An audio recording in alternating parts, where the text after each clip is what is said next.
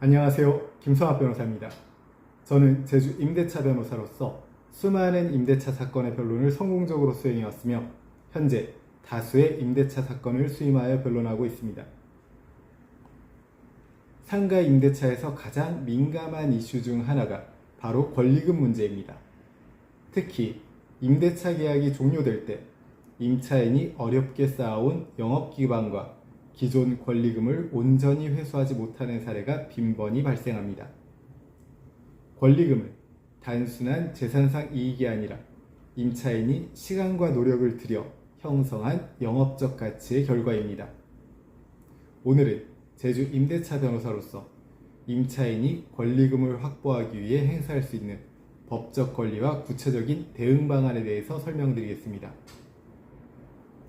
과거에는 권리금에 대한 법적 보호가 명확하지 않았으나 2015년 개정된 상가건물 임대차 보호법에 따라 임차인의 권리금 회수 기회가 일정 부분 보장되었습니다.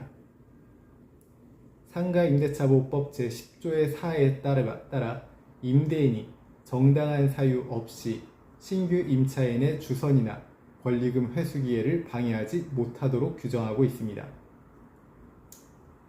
임차인이 권리금 보호를 받기 위해서는 다음과 같은 조건을 충족해야 합니다. 우선 계약갱신 요건 행사 기간 이후여야 합니다. 통상 10년 동안 보장되는 계약갱신 요건 행사 기간이 지나고 임대인이 계약을 종료하려고 하는 경우 권리금 보호 규정이 적용됩니다. 신규 임차인을 주선해야 합니다. 임차인은 임대차 종료 전 임대인에게 구체적인 신규 임차인을 소개해야 합니다. 이때 신규 임차인은 경제적 능력, 업종, 신용 상태 등에서 임대인이 합리적으로 거절할 수 없는 조건을 갖추어야 합니다. 다음으로 임대인의 거절 사유가 정당하지 않아야 합니다.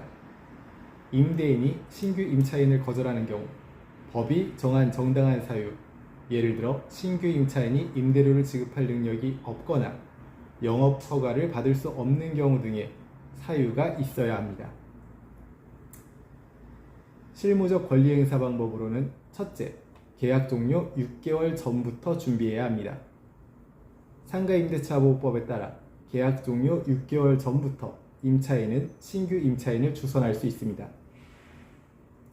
이 시점부터 적극적으로 신규 임차인 물색과 주선을 시작하고 임대인에게 서면 주선 사실을 통보하는 것이 바람직합니다. 둘째, 임대인의 부당한 방해 시 법적 조치를 준비해야 합니다. 임대인이 명백히 정당한 사유 없이 신규 임차인을 거절하거나 권리금 회수 기회를 방해한다면 임차인은 손해배상 청구를 할 수 있습니다. 상가 임대차보호법 제10조의 4, 제3항에 따라 임대인의 방해로 권리금을 회수하지 못한 경우 임대인은 임차인이 입은 권리금 상당의 손해를 배상해야 합니다.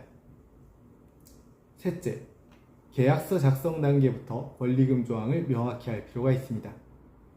최초 임대차 계약을 할 때 권리금의 존재, 금액, 반환 방식 등을 명시하면 추후 분쟁을 예방할 수 있습니다.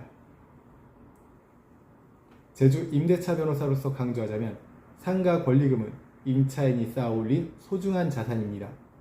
임대인과의 갈등 속에서도 법적 권리를 정확히 이해하고 행사하면 권리금을 지켜낼 수 있습니다. 현재 권리금 분쟁에 대한 법률적 도움이 필요하시다면 언제든지 제주 임대차 변호사 김성학 법률사무소를 찾아주시면 신속, 정확한 해법을 제시해드리겠습니다. 조금이나마 도움이 되셨으면 합니다. 여러분의 권리를 지키고 언제나 신속하고 정확한 해법을 제시해드리는 김성학 변호사입니다. 감사합니다.